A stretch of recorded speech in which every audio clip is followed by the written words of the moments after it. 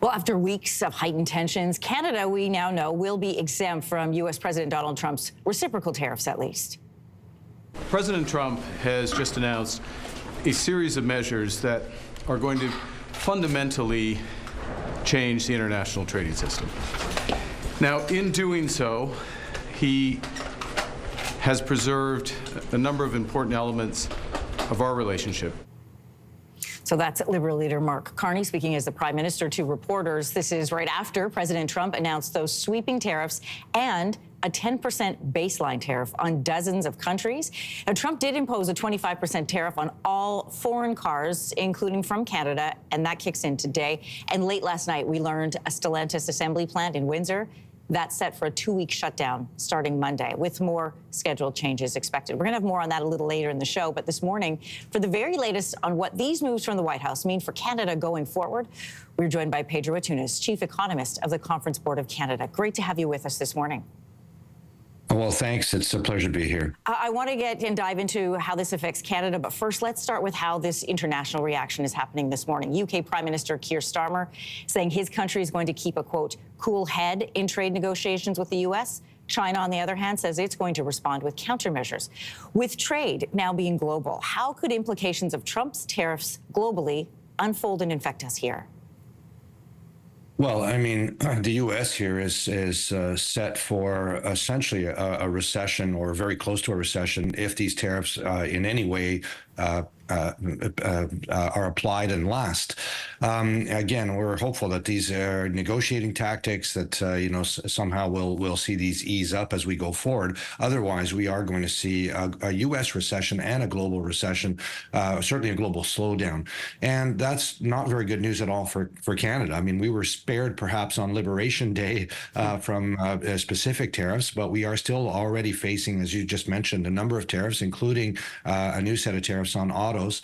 And on top of that, we're going to see our biggest trading partner really reel from essentially a hit to inflation and, all of this uncertainty that is going to affect consumer spending and U.S. business spending. This is not going to make the U.S. wealthier. This is going to make the U.S. much, much poorer. So, yes, very concerning for our own economy and, in fact, for everyone across the world here. Well, it wasn't clear at first, as we were talking about on so-called Liberation Day, but this morning we do now have a more streamlined account of what has changed for Canada. Can you outline that for us, for people who are watching this morning who may have saw this press conference yesterday and honestly were as confused as some of the people doing the live coverage of, wait a second, are we affected? Are we not affected? How does this impact us? Well, in fact, what we learned yesterday was we were not on that list, and in fact, the White House set some rule, essentially some messaging out that says that, in fact, all goods under CUSMA will be essentially that are under CUSMA will be applied no tariff at all. This is with some exceptions, of course. We already have tariffs on steel and aluminum. We have tariffs on non-U.S. value added that crosses the border on autos. So it's not quite a 25% tariff across the board, but nonetheless, it is large enough that this, as you mentioned, is already going to halt production and exports to the U.S. I mean, it's just non-competitive. Aside from that, let's not forget we have ongoing tariffs, new tariffs with China on agri-food products. So this is just a buildup in this, essentially, this anti-trade patterns that we're seeing, and we're bearing the brunt of a number of these things. And it's not over yet. Of course, even if we, we're exempt here from any new tariffs yesterday, we've been on this ongoing turntable around tariffs applied, tariffs not applied, and I think the threats are going to continue.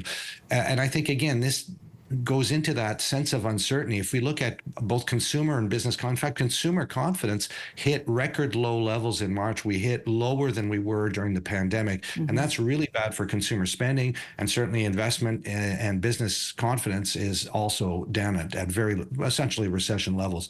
So all of this plays very, very badly in what is already a soft outlook for Canada's economy, really. I want to get your take before we go on Prime Minister Carney's comments yesterday, saying the U.S. signaled there will be additional measures on strategic sectors like lumber and pharmaceuticals and semiconductors. We don't talk a lot about that when we're discussing trade and tariffs these days, but what did Mr. Carney mean by that?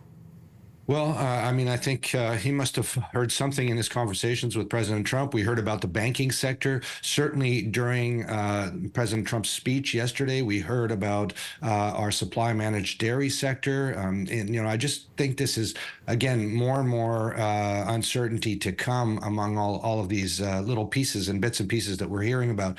And I think this is all going to push towards once we get to renegotiating CUSMA, if we actually get a chance to do that or Right. even want to do that. I don't know whether that agreement even holds water anymore. But I think this is all more and more of a push.